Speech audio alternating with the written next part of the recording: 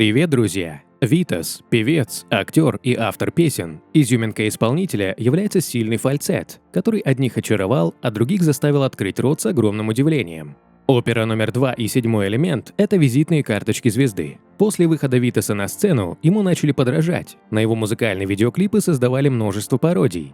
Его необычный голос, яркая и эпатажная внешность, мимика, движения породили много слухов. Исполнителя подозревали в инопланетном происхождении и считали чуть ли не потомком Ихтиандра.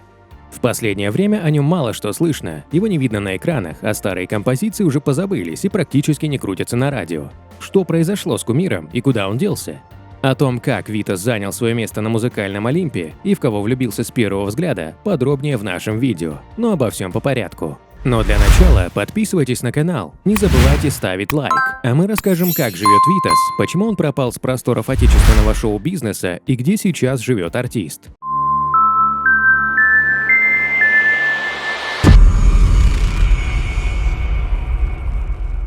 Виталий Грачев – это настоящее имя исполнителя. Родился 19 февраля 1979 года в латвийском городе Даугавпилсе. Когда он был маленьким, семья переехала в Одессу, где жил дедушка. Виталий очень был близок с мамой, которая души в нем не чаяла, и с дедушкой. Лилия Михайловна работала в доме быта художником-модельером и часто придумывала одежду и для сына. Известно, что с отцом у Грачева были не очень простые отношения, а его воспитанием занимались мама и дедушка.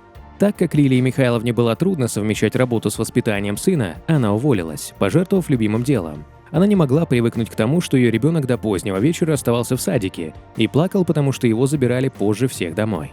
Семья Виталия не была связана с искусством, но дедушка Аркадий разглядел в нем талант и обнаружил музыкальные способности. Он подарил внуку аккордеон, показал, как с ним надо обращаться, и парень очень быстро увлекся музыкальным инструментом и начал наигрывать различные мелодии. Дедушка настоял, чтобы мама отвела Виталия в музыкальную школу. Парень очень быстро обучался и мог выучить какую-то сложную композицию за несколько дней, в то время как остальным ученикам для этого требовалось несколько месяцев. Однако пока в музыкальной школе мальчик делал успехи, в обычной школе его многие не понимали, поэтому молодой человек всегда чувствовал себя исключительным. С 12 лет Грачев действительно был ярким и эпатажным. Пока его сверстники ходили в обычной одежде, он выбирал костюмы со стразами и различными принтами и декором. По признанию исполнителя, бывали случаи, когда его хотели побить, но не решались этого сделать, так как понимали, что он не такой, как все, и не знали, чего от него ждать. Грачев не только интересовался музыкой, но также занимался в местном театре пластики и голосовой пародии, где любил пародировать Майкла Джексона и других известных людей. У молодого человека было и еще одно увлечение – рисование, но на первом месте всегда была музыка. Когда Виталию было всего 14 лет, он написал свою самую известную композицию «Опера номер 2». Однажды в Одессу приехал московский продюсер Сергей Пудовкин, который обратил внимание на юное дарование и предложил ему сотрудничество. Как только молодой человек окончил школу, он переехал в российскую столицу и стал подопечным Пудовкина. Исполнитель решил выступать под псевдонимом. Известно, что Витас – это форма его имени на латвийском языке. Первые концерты были не очень успешными, но Витас и Сергей верили, что их творчество обязательно найдет своих поклонников. Вскоре был снят клип на песню «Опера номер 2», в котором Виталий предстал с жабрами на шее. Необычный образ породил много слухов. В то время поговаривали, что у певца есть связь с космосом, что он пришелец и потомок Ихтиандра. Личность нового исполнителя продолжали обсуждать, ведь на публике он появлялся в костюмах, которые закрывали шею, что давало повод полагать, что у него на самом деле там жабры. Но больше всего всех, конечно же, поразил голос певца. Пронзительный фальцет никого не оставил равнодушным. Слушатели разделились на два лагеря. Одни восхищались его голосом, а другие утверждали, что он не поет в грудном регистре, а речитативит. После выхода альбома «Поцелуй длиною вечность» в 2004 году певец неожиданно меняет свои футуристичные образы на классическую одежду. Именно в середине нулевых Витас исчезает с просторов отечественного шоу-бизнеса, будто его и не было. Его имя совсем не мелькает, а интерес к его творчеству постепенно начинает угасать. Казалось, что исполнителя постигла участь многих знаменитостей того времени.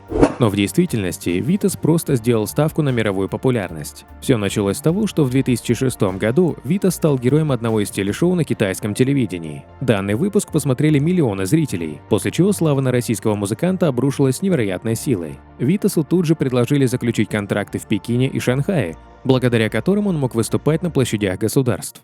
В Китае певец благодаря необычному голосу получил прозвище «Повелитель дельфинов» и «Космический соловей». Атмосфера Китая вдохновила музыканта на написание альбома «Made in China», который запомнился зажигательной песней «Танцы под луной». К 2006 году фан-клуб Витаса в Китае насчитывал свыше 1 миллиона человек. На тот момент он понимал, что не вернет ту самую славу в России. Некоторые вообще увидели в нем отголоски древнего божества. В какой-то момент культ личности достиг своего апогея, и в честь Витаса даже воздвигли огромную скульптуру. На ней он в своем необычном наряде и держит в руках аккордеон.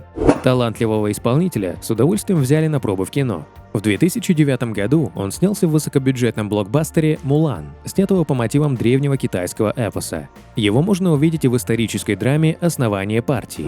Личная жизнь исполнителя всегда была в тайне от общественности. Еще в Одессе он познакомился со Светланой Гранковской, которая и стала его женой.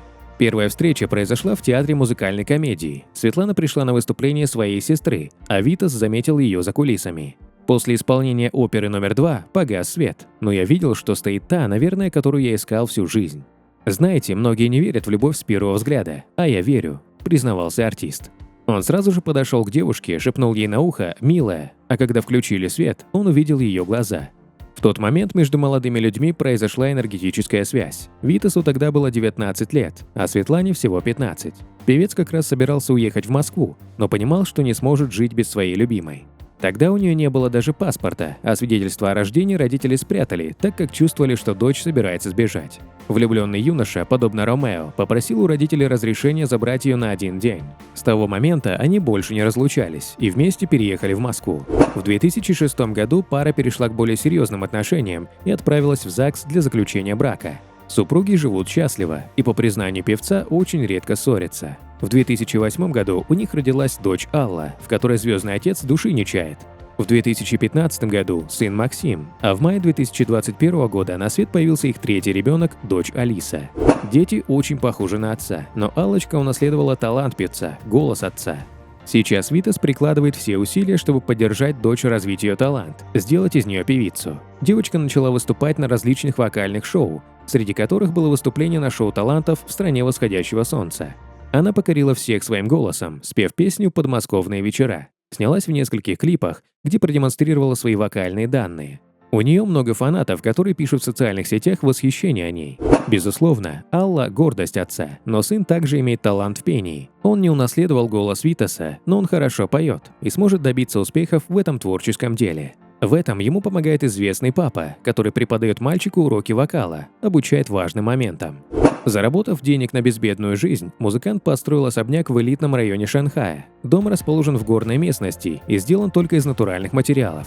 Особняк очень большой, хорошо освещен, в декоре много натурального дерева, что показывает его искреннюю простоту, домашнюю атмосферу. Дом многоэтажный, а на каждом этаже множество больших панорамных окон, из-за которых в дом поступает максимальное количество тепла и света с улицы.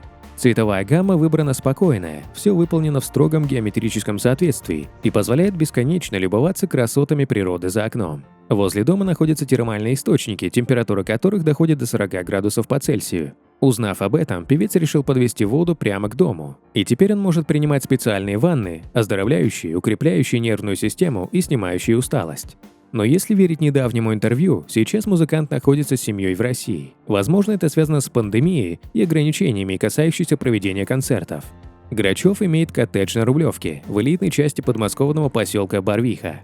Интеллигентный артист не раз становился виновником громких скандалов. Еще в 2007 году его лишили водительских прав за вождение машины в нетрезвом виде. В 2013 году певец и вовсе наехал на велосипедистку и, по словам пострадавшей, пытался скрыться с места аварии. В 2018 году произошел еще один скандал. Соседи Витаса, который проживает в особняке на Рублевке, вызвали полицию, так как артист устроил стрельбу из пистолета в своем дворе.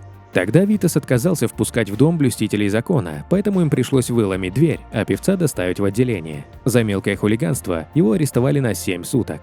Несмотря на скандальную репутацию, Витас и сейчас продолжает собирать полные залы и удивлять публику новыми нестандартными хитами. Он гастролирует не только по России и Китаю, но также устраивает шоу и в других европейских и латиноамериканских странах.